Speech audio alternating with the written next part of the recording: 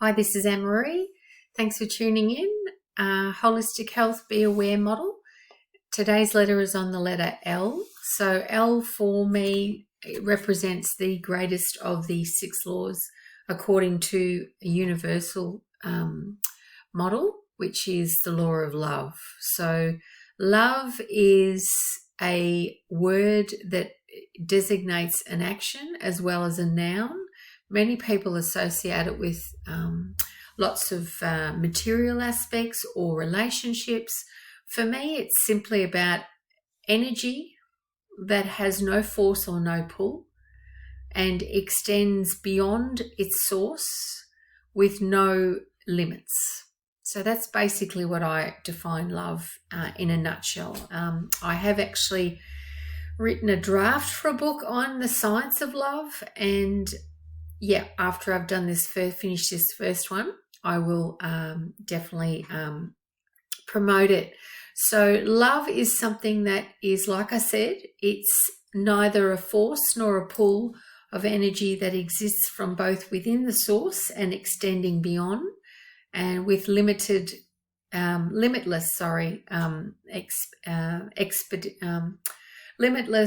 potential. So at the moment on the planet in 2021, it's a pretty interesting time for humanity and life itself, beings on the planet. So it's also a time where one can get a little more distracted and less committed in their purpose.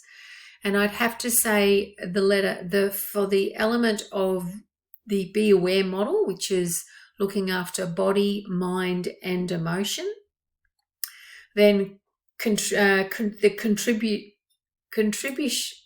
contribution, sorry, I'm tongue-tied today, contribution for body would be looking after the temple that you've been blessed with. Those of us humans, we have, in whatever state our physicality is, we need to do whatever it is we need to do to keep it at its optimal capacity. So whether it's, as I've talked about before, diet, and, I'll talk about sleep another time, the basics, diet, sleep, water, air, all of great quality, the best that you can, exercise, relaxation, people call meditation relaxation. So if that's what you call it, yes, so be it. All of those aspects in your life will enhance the love of your body. And because the body is the temple which encompasses the mind and the emotions. So looking after the body that way with the contribution of your love, the best that you can do with no force or no pull. That doesn't mean you don't exert yourself in exercise. However, it's being aware of knowing what you need to do. And if you don't know what you need to do, knowing who to go and ask or seek for the source. So yes, looking after the body, looking after the mind, the love aspect is learning that the encapsulation which is boundless of mind, that contains thoughts and the movement and stillness of thoughts, my definition, is something where you will imply the love by knowing what sort of thought is worth holding on to and nurturing and growing, and what thought is going to be destructive and worth letting go of. So that's where the love will come in for this aspect of mind, because the mind itself, is really the vessel that holds that which is in it, which is the thoughts. And if we talk psychology, I've just done another psychology exam. So if we talk this side of the models of mind, you've got the brain and behavior as well. However, I'm simply talking about mind, that which contains the thought or the movement of thought and the stillness of thought, where there's no thought. So I've heard people like many that have talked about mindfulness, and for me it's about lowering the thoughts, gradually coming to understanding that there's a space with no thought that you can consciously be aware of. And that's what the practice of meditation does, which I'll talk in further detail with my decades of experience that I would love to share. So it's that understanding that between each thought that you have is a space. So you don't literally have, even though you might think it, because we think so many thoughts a day, and I've forgotten the statistics, I don't know whether it's over 100,000, but there are a lot of thoughts that we go through in the day. And so to understand by slowing them down in your practice of, say, sitting or lying or walking or standing meditation or relaxation technique, understanding that there is that space between each thought. And so therefore to enlarge that space of stillness. It's very powerful. It's extremely powerful. My yoga teacher Shanti used to describe it like capturing the sun's rays through a microscope, microscope, and focusing on a blade of grass and creating the fire. So it's fine-tuning, it's filtering that thought down.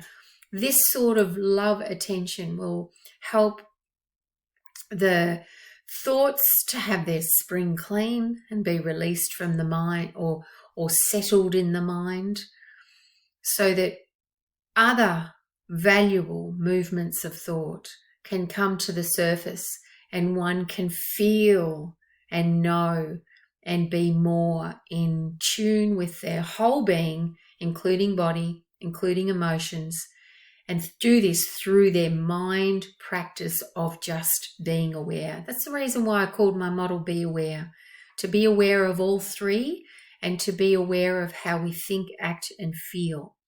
It's not about fear, as I've had some criticisms that have classed it as fear.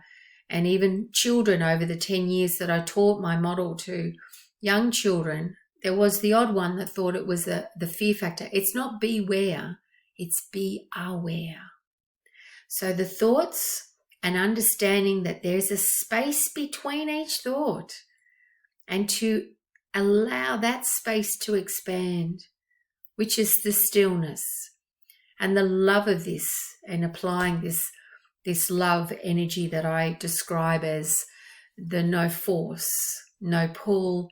It's originating from the source of its origin, pardon me, whether it's from myself to someone I'm talking to like you, to my animal. So there's no force and no pull that I expect, no return back. It's just, this is where the unconditional comes in. One of the great books on the planet that may have been changed. I'm not really interested whether it has. I know that there are aspects in it that's valuable, which is the Bible, and it states in one of the verses in Corinthians that of faith, hope, and love, love is the greatest. Love has the potential to make things better. And that's what's going to happen on this planet. We need to tap in to our individual capacity to love even more. And that's what's going to change. Whether it's spreading it into prayer or practicing meditation, these aspects will help with our clarity of mind, bringing it back to the awareness, be aware model. The body, we deal with that, with our love for what we need to do, sleep, breathing, exercise, etc., diet. And the mind, we need to maintain our clarity through practices that will let go of thoughts that aren't valuable to us and bring in more thoughts that are valuable to us and that increase our health. And then the final part of the three in the Be Aware model is the emotional aspects that we apply love to. And so in emotions being energy in motion, which I've been hearing more people talk about, and we know this from the aspect of feeling. We all know, and you would have experienced, that if you hold a feeling in, then something doesn't feel quite right either then or then and later. And the importance in here is that it's energy which needs to be moved, a feeling that needs to be moved. Even love, it needs to be expressed to be able to have its optimum message moved across, because a feeling is a point of message, just like a thought expressed outward can be. A feeling is a point of message as well within the body, and the physicality of it is through the hormones. When we feel uncomfortable, our hormones in our body change that are related to our stress response. Our fight flight's one part, and that, if not managed well, that feeling will increase into a fight flight response, and you'll have all the fear hormones and the neurotransmitters, or the nerves that nervous system response that creates message, that'll increase. So to keep that at a healthy level, where it's important to love how you feel. Even if you feel angry, it's about understanding that that needs to be dealt with, and you can do it in a productive way that's expressive and productive, whether it's vacuuming, doing the house, doing a painting, going for a walk, putting that energy into something productive rather than internalizing it. And this is where the love that you have for you and therefore your world, because how we look after ourselves, how we love ourselves, is how our world will reflect to us. So in these troubled times, and I say troubled because it's a hard time at this point in life to live. 2021, wow. There's so many people out there that are in pain. However, this is the point where you understand things need to change. Awareness, uncomfortableness, speak up, speak out, be productive, not destructive. There's no point in being destructive. If it's talking and walking and projecting your discomfort, some people might call it a protest, but it's really a projection of your discomfort, then you express it in an articulate or a silent, however, and a way that you can be seen to be heard in some way, because we can make sounds without even opening our mouth. We only need to look with our eyes, with our mouth. And, there's a lot of obstruction that's there at the moment if those choose to feel that they need to gag themselves, referring to masks, etc. Masks that are ineffective with preventing a microscopic particle from going through. So do what you do for whatever makes you feel comfortable, and let yourself feel what you feel. And that's you loving who you are. Because if you don't love who you are, how the hell do you expect anybody else to love you? So love is the most powerful energy. And it is an energy that can be acquired through the greatest stillness. In fact, we don't even acquire it. We already have it.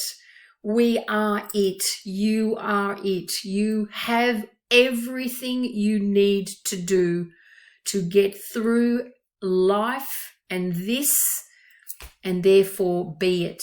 So love your body, love your mind, love your emotions. Look after yourself. Be responsible for yourself. If you don't look after yourself, why do you expect someone else to? You're an adult. If you're watching this, if you're a child, be with someone that looks after you. And above all, love always. Namaste. Thanks for watching. Bye.